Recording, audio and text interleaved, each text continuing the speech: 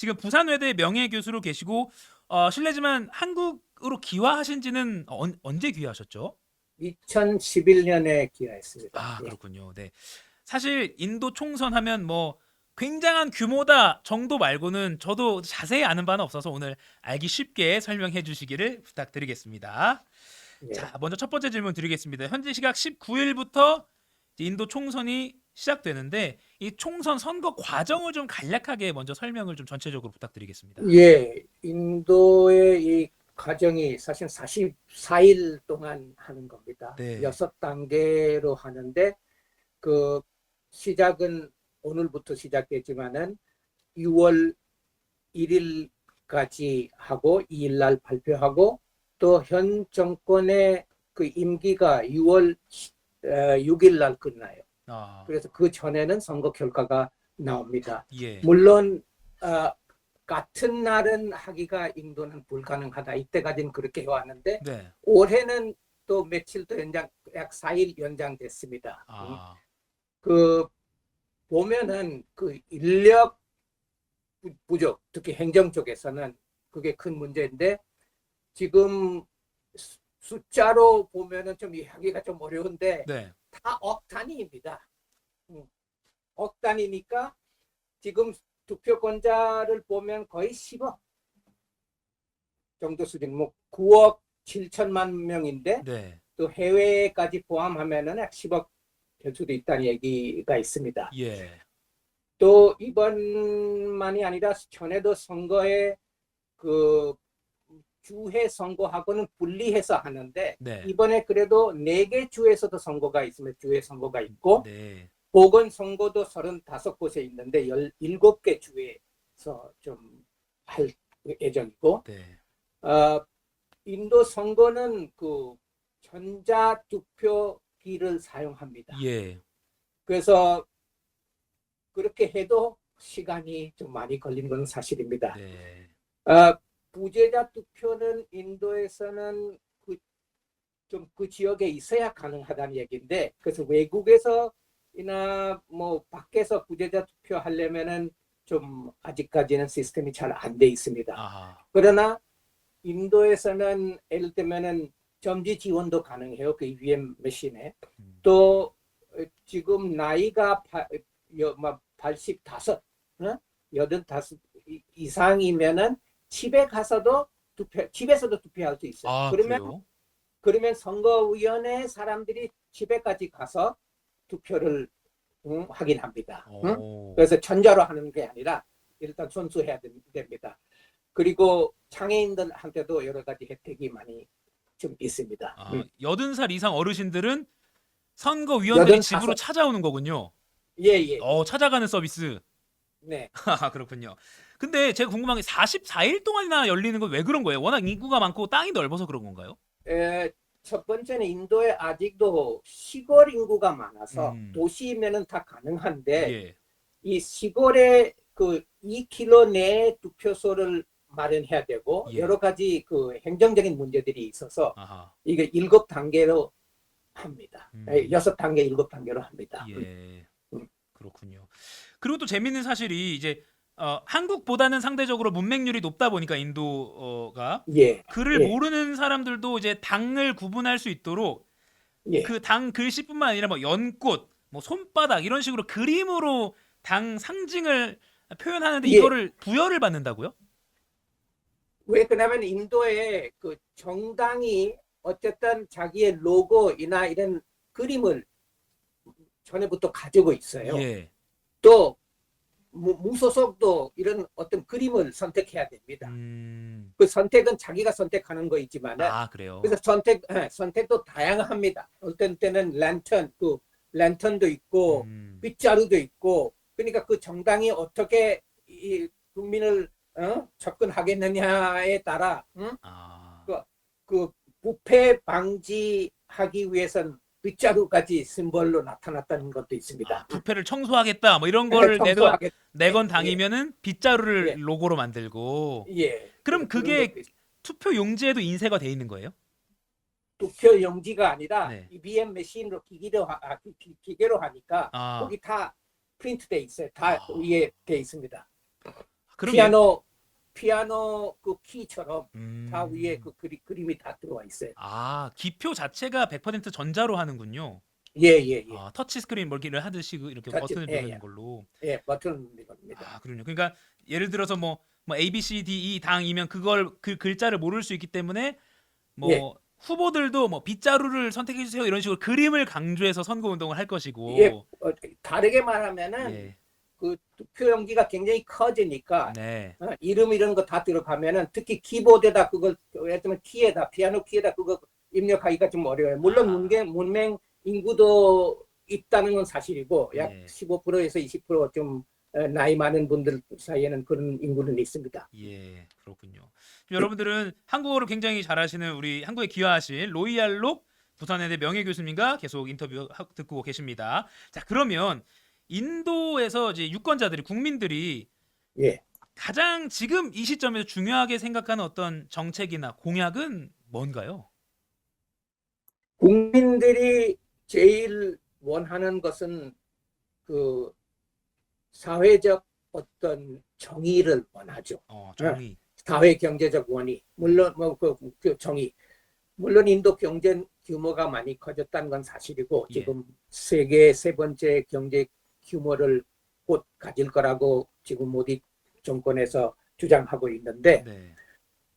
그리고 모디가 그거에 대해서 보증까지 쓰겠다는 지금 선거 슬로건으로 지금 나오고 있습니다. 예. 물론 인도는 그동안 빠른 성장했다는 건 사실이고 그러나 야당 쪽에서는 그 GDP를 2배로 하는 것도 중요하지만은 그걸 그렇게 내세웠어요. 그런 어떤 그 선거 공약을 내는데 네. 그것보다 새로운 다짐을 있어야 돼요. 새로운 다짐이 있어야 돼요. 그게 사회 경제적 내용을 경제가 포함해야 된다. 그런 말들이 많이 나오고 있고 그래서 이 야당에서는 그 소셜 저스티스, 사회적인 어떤 정의를 주장하고 있고 세 가지 W를 사용하는데 work, wealth하고 welfare. work는 일자리 제공, wealth는 부를 마련해야 되고 예. welfare는 복지를 마련해야 된다는 걸로 지금 나가고 있습니다. 아,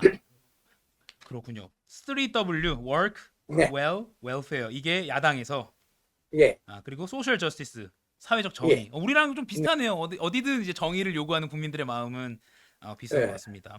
그리고 또 특이한 게 우리도 뭐 선거 직전에 뭐 여러 당들이 연합을 하기도 하는데 그래도 특정 당보다 인도는 특히 여러 당의 연합으로 해서 출마하는 그런 경우가 많다고 하는데 이런 식으로 진행하는 이유가 있을까요? 예, 인도의 그 연합 정권의 역사가 좀 있습니다.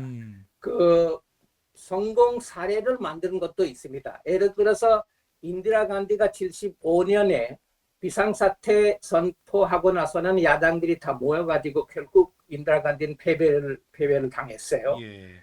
그때 그 정권이 연합 정권이 뭘 강조했냐 하면은 다수주의보다 그 전체 어떤 합의를 도달하는 정책을 좀 시도했다는 얘기예요. 네. 그 성공했고 어느 정도 보면은 그때부터 사실은 헌법을 고쳐가지고 비상사태를 너무 쉽게 선포할 수 못하게 만들었다는 얘기예요. 네. 또 그 다음에는 보면 아달 비하리 바지페이 같은 지금 모디 정당의 그 수상이었는데 네. 그분도 연합 정권을 했고 또 여러 정당하고 같이 그런 컨센서스 폴리틱스를 해왔고 네. 만모한 싱의 케이스가 제일 대표적인 케이스예요. 만모한 싱은 인도의 경제 발전에 이바지하는 게 굉장히 커요. 네. 어떻게 보면은 지금 많은 경제학자들이 만모한 싱의 시대의 그 성장이 훨씬 더 효과적이었다 그렇게 말하는 그 성장률도 좋았고 물론 모디 정권 때는 코비드라는 그 문제도 있었지만은 네. 그래서 만모한 싱이 여러 정당과 합의해서 정책을 실행했다는 것은 아직도 돋보여요. 우리가 알고 있는 그니까 만모한싱 우리는 이제 한국 발음으로 예. 만모한싱이라고 알고 있는데 예. 그렇죠. 2004년 5월부터인가 이제 해서 한 10년 예. 정도 집권을 했었죠. 굉장히 오래 예, 집권했던. 14년까지. 2014 그리고 그 년까지. 전에 그분이 라오 총리 정권에도 그 재무부 장관도 아, 하셨고 그렇군요. 그때 인도를 경제 위기에서 그 탈출시키는 분이 이분이에요. 예. 그때 인도가 국고에서 금까지 팔았다는 얘기예요. 그러나 이분이 1년 내에 다 모든 꿈을 다시 해소하셨었어요. 그렇군요. 그래서 아직도 인기가 대단해요. 예. 한 몇 년 전 그 기사 같은 국제 이슈 관심 많으신 분들은 만모한싱이라는 이름도 기억이 나실 겁니다. 아무튼 예. 인도 국민들에게는 경제 발전에 굉장히 이바지한 그런 지도자로 각인이 돼 있군요. 그래서 75년에 야당이 연합해서 이렇게 승리해보고 그런 역사들이 있기 때문에 이런 총선에서 연합하는 게 굉장히 좋은 전략으로 이렇게 이루어지고 있는 거군요. 인도 정치권에서는. 일단 실천 면에서 봤을 때도 네, 잘 안 됐다는 것보다 네. 잘 됐다는 편이 훨씬 더 많습니다. 잘 된 경우가 많기 때문에. 음. 네. 그리고 이제 국내 언론도 뭐 어제 오늘 뭐 계속 이제 인도 총선 관련한 기사가 많이 나오고 있는데 제목을 보면 이런 것도 있어요. 막 어차피 총리는 또 모디 뭐 이런 식으로 제목도 나오고 예. 있는데 3년이면 뭐 이렇게 보이긴 합니다. 인도 음. 국민당인데 지금 이제 꽤 오랫동안 집권했기 때문에 국민들이 모르겠습니다. 분위기 잘 모르지만 이젠 좀 바꿔야 되는 거 아니야?라는 의견도 있을 수 있고 아니면은 계속 잘해왔으니까 더 해. 그러니까 지금 인도 국민들의 신뢰도 지금 현 총리에 대한 모디 총리에 대한 신뢰도는 좀 어느 정도인가요? 그 한 달 전까지 여론조사들 보면은 예. 모디 총리는 앞서가 있었습니다. 오. 그러나 지난 한 달 내에는 여러 사건들이 있어가지고 네. 조금 그 세 번째 임기가 그렇게 쉽지는 않을 거라는 예측이 나오고 있어요. 네. 물론 모디 총리는 543의석 중에선 400석을 확보하겠다 그렇게 그 공약을 하고 있는데 예. 그러나 그게 쉬울까 그런 것 좀 많은 정치학자들이 말하고 있고 네. 두 번째는 세 번째 임기는 어느 나라의 민주주의에도 좀 어려운 일입니다. 그래서 그것도 좀 우리가 염두해 줘야 될 필요가 있습니다. 예. 네, 특히 네. 최근에 그 인도의 그 선거위원회가 좀 중립을 지키고 있지 않다는 이야기들이 많이 나오고 있고 그래요. 또 전자 투표 기기에도 좀 약간 문제가 있다는 이야기들이 나와서 또 정권이 좀 압박 정치를 하고 있다. 응? 그런 이야기들이 투표권자들한테 얼마만큼 영향을 끼칠지 네. 그걸 물론 선거 결과 이후에 봐야 되겠지만은 네. 그런 이슈들도 있습니다. 아, 물론 모디의 인기는 네. 지금 다른 정치인들보다 좀 높다고 보도되고 있습니다. 네. 응? 그렇군요. 아무튼 전반적으로 인기는 있고 한 달 전까지만 해도 여론조사에서 우세했지만 최근 들어서 이게 선거 임박해서 조금 상황이 예. 확 이길 정도는 아닌 약간은 조금 오디 총리에게는 조금은 불안한 소식들도 좀 있다 이렇게 정리하면 예, 되겠군요. 왜 그런 이야기 하냐면은 네네. 인디라 간디도 인기는 대단했는데 예. 비상사태 그 선포하고 나서는 1년 그 선거를 연기했어요. 네. 그런 과정에서 인디라 간디는 패배를 봤는데 그때 저도 정치학 학생이로서 그때 시골에 가서 선거 이후에 네. 조사를 했는데 할아버지 할머니들이 하시는 이야기가 참 재미있었어요. 하는 이야기가 비상사태에 대해서 물어봤을 때 하는 이야기가 생주의를 죽이기 위해서는 대포 쓸 필요가 없다. 그래서 인도 국민이 이런 면에서는 굉장히 깨어 있다고 보는데 그래서 그 투표권자가 어떤 뭐 판결을 냈는지 네. 그게 중요해진다는 얘기예요. 네. 지금 유튜브로도 저희 뉴스 들어가요. 참 공부가 되고 있어서 열심히 듣고 있어요라고 체리핑크님 의견 주셨고요. 또 웰시코기님은 인도 정치를 들으니 색다르네요. 다른 듯 같은 듯. 그러니까요. 얼마 전에 우리나라도 이제 총선이 있었기 때문에 굉장히 뭔가 비교해 보면서 듣는 재미도 있는 것 같습니다. 네. 자, 그리고 이제 상대 후보 이제 모디 총리가 어쨌든 또 승리할 것을 유력하긴 한데 상대인 라훌 간디라는 네. 그 후보는 네. 인도의 초대 총리 자와할랄 네루의 증손자로 알려져 있습니다. 근데 네. 패배가 많이 이제 상대적으로 유력한 상황인데 인도의 야당은 이렇게 상대적으로 왜 인기가 없는가? 왜 모디 총리가 뭐 어차피 또 총리야라는 그런 우세론이 이렇게 흔히 나오는가? 그거 어떻게 보십니까? 인기가 없는 이유, 야당이.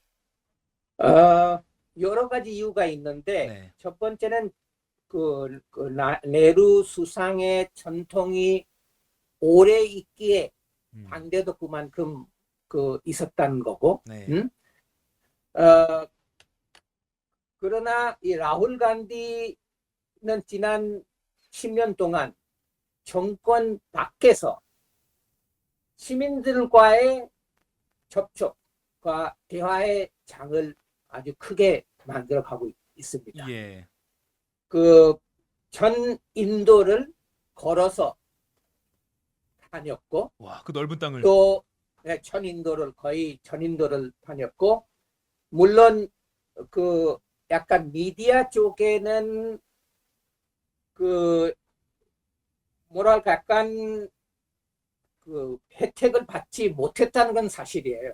왜냐 지금 인도의 미디어가 어떻게 보면 큰 미디어들이 특히 일렉트로닉 미디어들이 특히 TV 같은 경우에는 조금 모디를 선호하고 있다는 건 사실이에요. 아, 그래요. 그래서 야당 소리를 그대로 내고 있지 않다는 것도 어느 정도 사실이에요. 그렇군요.